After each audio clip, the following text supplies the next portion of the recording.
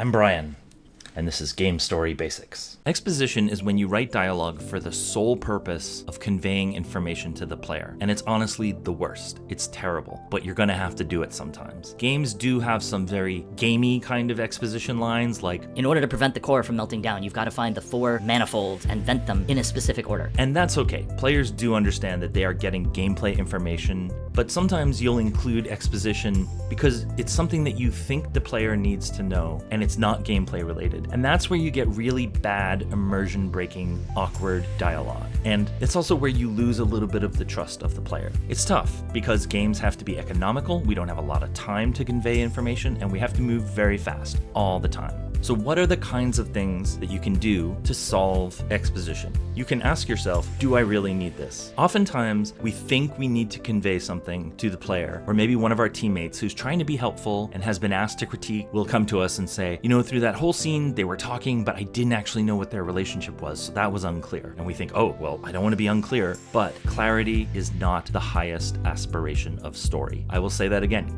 Clarity is not the highest aspiration of story. We can actually start thinking that it is, sort of by default, but nobody ever played a game and said, you know, the characters were wooden and unbelievable, and the plot kind of made sense, I guess, but it was super clear, so 10 out of 10, would play again. Nobody ever said that, right? A little bit of confusion and ambiguity and intrigue is actually good in a story. It keeps the player engaged. They're trying to figure out what's going on.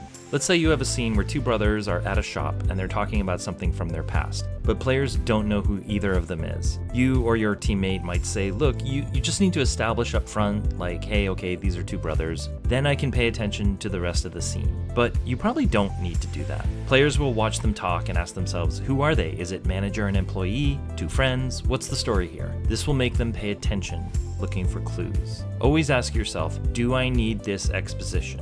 Often the answer is no, you really don't. So what about when you can't cut? When you're sure that you really do have to explain something? How do you keep exposition from being cringy? Well, there is a tactic that we found that works really well, but we are out of time, so we will drop another video soon with this one weird trick for dealing with exposition. Keep an eye out for it.